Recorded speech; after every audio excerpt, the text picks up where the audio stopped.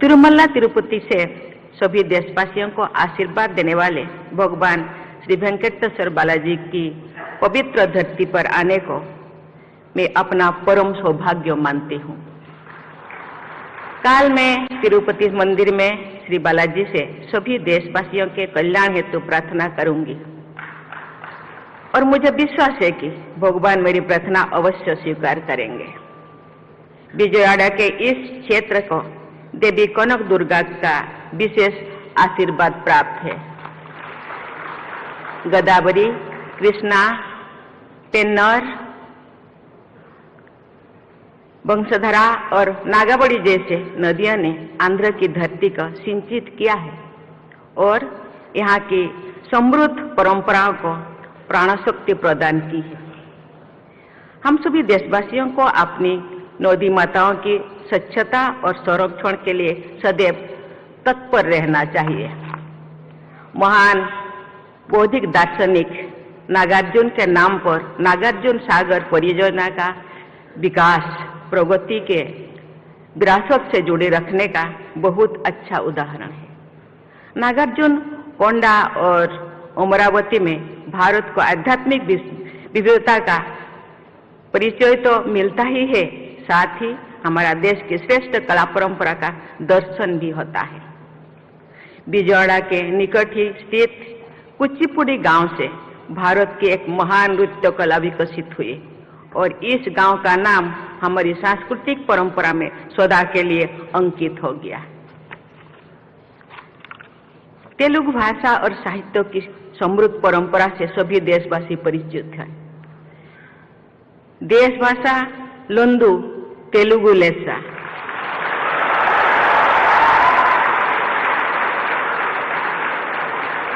अर्थात देश की सभी भाषाओं में तेलुगु श्रेष्ठ है। इस अभिव्यक्ति में भारतीय भाषाओं के प्रति गर्व की भावना निहित है। कवित्रयन यानी नन्नया, तिक्कन्ना, येरन्ना ने भारतीय भाषाओं की अद्भुत अभिव्यक्ति क्षमता का उदाहरण है। सदियों पहले प्रस्तुत किया गया भारतीय भाषाओं की श्रेष्ठता को फिर से स्थापित करने की यही भावना राष्ट्रीय शिक्षा नीति 2020 में भी परिलक्षित होती। देवियों और स्वजनों, आंध्र प्रदेश की इस धरती की महान सुपुत्री और पूरे भारत का गौरव बढ़ाने वाले कवयित्री मल्ला का मैं विशेष उल्लेख करना चाहूंगी। आज से लगभग 550 वर्ष पहले के रूढ़िवादी समाज में पैदा हुई मल्ला ने एक अद्भुत महाकाव्य रचा, जिसे मल्ला रामायण के नाम से भारतीय साहित्य में उच्च स्थान प्राप्त किया। महिलाओं के प्रति संवेदनशीलता की दृष्टि से आंध्र प्रदेश अनुकरणीय राज्यों में से एक है। प्रसिद्ध नाटककार और समाज सुधारक गुरजाड़ा अप्पा राव द्वारा लगभग 130 वर्ष पहले लिखा गया कन्या शुल्कम नाटक आज भी लोकप्रिय है।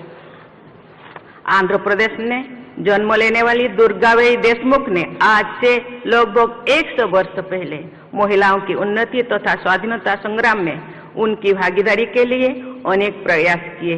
उन्होंने आंध्र महिला सभा की स्थापना की तथा समाज कल्याण के बहुत से कार्य किए। दुर्गाबाई देशमुख से भी पहले आंध्र के बहू सरोजिनी नायडू ने महात्मा गांधी के नमक सत्याग्रह में अग्रणी भूमिका निभाई, जिसके कारण उन्हें कारावास का दंड भी दिया गया था। स्वाधीन भारत में किसी भी राज्य की पहली महिला राज्यपाल के रूप में उन्होंने उत्तर प्रदेश में कार्यभार संभाला था। जो मुझे झारखंड के राज्यपाल पद की जिम्मेदारी सौंपी गई तो मैं पूरी विनम्रता से ये बात हमेशा याद रखती थी कि सरोजिनी नायडू जैसी महान महिलाओं ने जो आदर्श प्रस्तुत किए हैं उनके अनुसार साहसपूर्वक कार्य करना तथा जन सेवा में लगे रहना ही देश की सेवा करने का सही रास्ता है। महिला सशक्तिकरण तथा राष्ट्र निर्माण के संदर्भ में अपनी पैतृक भूमि आंध्र के निवासियों के प्रगतिशील और उदार दृष्टिकोण को व्यक्त करते हुए भारत के दूसरे राष्ट्रपति, भारत रत्न से सम्मानित डॉक्टर सर्वपल्ली राधाकृष्णन की कुछ पंक्तियां को मैं आपके सामने प्रस्तुत करना चाहूंगी। Doctor Radhakrishnan has said, and I quote, "We the Andhras are fortunately situated in some respects. The hold of conservatism is not strong. Our generosity of spirit and openness of mind are well known. Our women are relatively more free." Uncut. Doctor Radhakrishnan के अलावा आंध्र प्रदेश से जुड़े भारत रत्न से सम्मानित पूर्व राष्ट्रपति Shri we गिरी तथा पूर्व राष्ट्रपति श्री नीलम संजीव रेड्डी को याद करके मैं विनम्रता से भर जाती हूँ। ऐसी विभूतियों का स्मरण करना कर्तव्य पालन के सहायक होता है।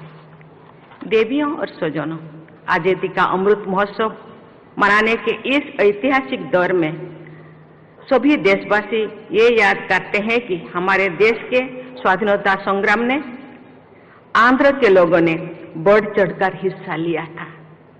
इस वर्ष मणियम बिरुड्डू अल्लूरी सीताराम राजू गारू की 125वीं जयंती भी मनाया जा रहा है।